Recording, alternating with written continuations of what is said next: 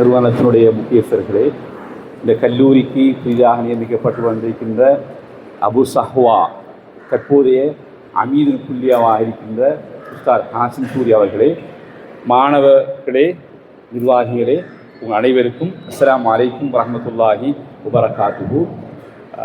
ஒரு சந்தோஷமான ஒரு நிகழ்வு. சஹ்வா என்ற அந்த எழுச்சி மஜீதியாவை நோக்கி தற்பொழுது வந்திருக்கிறது. சஹ்வாவுக்கும் மஜீதியாவுக்கும் ஒரு பாலம் அமைக்கின்ற ஒரு நிகழ்வாக இந்த நிகழ்வை நாங்கள் பார்க்கின்றோம்.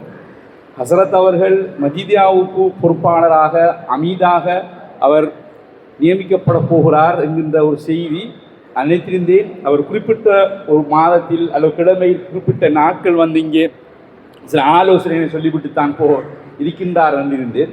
ஆனால் இப்படி ஒரு அமைப்பாக அவர் வருவார் என்று நினைத்து கூட பார்க்கவில்லை. அல்ஹம்துலில்லாஹ். ஹாசிம் ஹசரத் பொதுவாக சகல மைதானங்களிலிருந்து களமாடக்கூடியவர். அவர் போலராக இருப்பார், பெட்டிங் செய்யக்கூடிய இருப்பார், கீப்பராக இருப்பார், எல்லா வகையும் அவர் கேளும். பொதுவாக இலங்கையை பொறுத்தளவில் இலங்கையில் இருக்கின்ற தவ்வா களத்தில் சகல தவ்வா களத்தோடும் சேர்ந்து அவர் கர்மமாற்றக்கூடியவர். அவரை தௌஹீத்வாதியாக அல்லது தப்லீக்வாதியாக அல்லது ஜமாத் இஸ்லாம் யாருமே செய்கிறார் கண்டுகொள்ளேலார். பட் அவருடைய கொள்கையோடு அவர் இருப்பார். சகலரோடும் அவர் இணைந்து பணியாற்றக்கூடியவர். அதனால்தான் இன்று அகில இலங்கை ஜம்மியத் உலமாவுடைய மிக முக்கியஸ்தர். ஃபத்வாவுடைய விஷயங்களிலே ஹஸ்ரத்தினுடைய கருத்தை கேட்காமல் அவர்கள் பின்வாங்குகின்ற ஒரு நிலை ஒன்றும் இருக்கவில்லை. அப்படியான நிலை ஹஸ்ரத்தை பொறுத்தளவில் ஹஸ்ரத் வந்துட்டு ஒரு கல்லூரியுடைய அதிபராக இருக்க வேண்டும் என்ற விருப்பம் இல்லை, எல்லாத்தையும் கடந்தவர். அப்படி என்றிருந்தால் இன்று 3 கல்லூரிகள் அவர் உருவாக்கப்பட்ட நாட்டிலே மிகவும் பிரபல்யம் பெற்ற கல்லூரிகள்.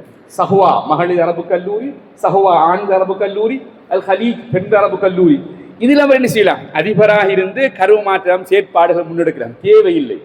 இந்த நாட்டை பொறுத்தளவில் இந்த நாட்டில் அரபு கல்லூரிகளை உருவாக்குகின்றவர்கள் என்று சொல்கின்ற பொழுது பொதுவாக ஒன்று தனி மனிதன் என்ன செய்வான்? தன்னை சொத்துக்களை கொடுத்து ஒரு பக்வு செய்து உருவாக்குவார். அல்லது ஒரு ஜமாத் என்ன செய்யும்? தப்லீக் ஜமாத் அல்லது தௌஹீத் ஜமாத், ஏதோ ஒரு ஜமாத் என்ன செய்யும்? இணைந்து உருவாக்கும். இன்னும் ஒன்று இருக்கு, ஒரு தனி மனிதன் தன்னை தவ்வாவை மையமாக கொண்டு அந்த தவ்வாவில் கவர்ச்சி பெற்றவர்கள், அவருடைய மாணவர்கள், ஊரை சேர்ந்தவர் எல்லாம் சேர்ந்து செய்கின்ற ஒரு அமைப்பு. அப்படியான ஒரு அமைப்பு 3 வகைகளில் அரபு கல்லூரிகள் இலங்கையில் இருக்கு. அந்த வகையில் ஹாசிம் உஸ்தாத் தானாக தவ்வா ரீதியாக மக்களை கவர்ந்து, மாணவர்களை கவர்ந்து, அவருடைய கிராமத்தை கவர்ந்து சஹ்வா என்ற அமைப்பு உருவாக்கிறார். அல்ஹம்துலில்லாஹ். அந்த சஹ்வா 3 விஷயத்தில் ஹாசிம் ஹசரத்துடைய அந்த சஹ்வா என்ற எழுச்சி கிழக்கு மாகாணத்தில் குறிப்பாகவும் அம்பாறை மாவட்டத்தில் விசேடமாகவும் என்ன செய்யப்பட்டிருக்கிறது, அது எழுச்சி கண்டிக்கிறது. குறிப்பாக அவர் ஒரு சமூக சேவகர். சமூக சேவை என்கின்ற பொழுது சகல வகைகளில் பள்ளிவாசல் மட்டுமல்ல, கிணறு, எல்லா வகையான அமைப்பிலையும் உதவி செஞ்சவர் ஒன்று. 2வது தவ்வா ரீதியாக எல்லோரையும் ஒருங்கிணைத்து போக வேண்டும் என்ற முக்கியமான அம்சங்களை கொண்டவர். அவர் தவ்வா என்கின்ற பொழுது அதாவது கருத்துக்கு வேறுபாடுகள் இருந்தாலும் எல்லோரையும் ஒன்றிணைத்து தவ்வாவை முன்னெடுக்க வேண்டும் என்ற கொள்கையுடையவர். 3வது அவர் கற்ற கல்வி, அவருடைய சிந்தனை, தவ்வா, இது 2ஐயும் கொண்டு அரபு கல்லூரிகள் ஊடாக அவர்கள் தவ்வா களத்துக்கு சிறந்தவர்கள் உருவாக்குவதற்கான முயற்சி அவர் செய்திருக்கிறார், வெற்றி கண்டிருக்கிறார். அல்ஹம்துலில்லாஹ். இலங்கையை பொறுத்தளவில் இலங்கையில அதாவது தான் ஆரோக்கியமாக இருந்த நிலையில் பொதுவாக அரபு கல்லூரி உருவாக்கினாங்க என்றிருந்தால் அவர் மரணிக்கும் வரைக்கும் அவர் அதிபராக இருப்பார், அவர் மரணிக்கும் வரைக்கும் தலைவராக இருப்பார். ஆனால் ஹாசிம் ஹசரத் தான் ஆரோக்கியமாக இருக்கும் நிலையில் தான் உருவாக்கிய கல்லூரிகளை தன்னால் உருவாக்கப்பட்ட மாணவர்களுக்கு பகிர்ந்து கொடுத்து விட்டு அதை கைகட்டி கொண்டு அவர் சந்தோஷமாக தனது மரணத்துக்கு பிறகும் இந்த கல்லூரிகள் இவ்வாறு தான் செல்ல வேண்டும், இப்படிதான் செல்லும் என்கின்றதை அழகு பார்த்து கொண்டிருக்கிறார். இந்த சஹ்வாவுடைய தலைவர் ஒரு OBA பழைய மாணவன், சஹ்வாவுடைய அதிபர் பழைய மாணவர், சஹ்வாவில் இருக்கின்ற பெரும்பாலான ஆசிரியர்கள் சஹ்வியாக்கள், சஹ்வியீங்கள்.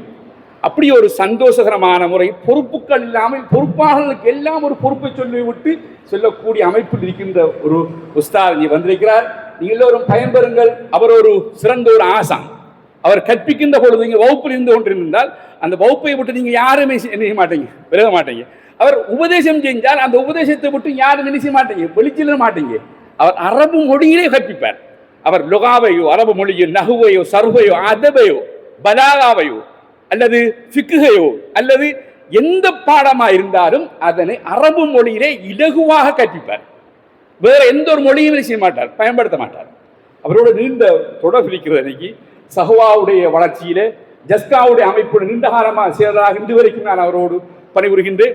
அவர் நல்ல ஒரு நட்பானவர், நட்பாக எல்லோரும் பேசுவார். எனவே எங்களோட சொத்துண்டு, சஹ்வாவுடைய சொத்து உங்களுக்கு கிடைக்கப்பட்டிருக்கிறது. மனமோந்து நாங்கள் எல்லோரும் ரெண்டு பேரும் ஒன்றாக இணைந்து நாங்கள் பயணிப்போம்.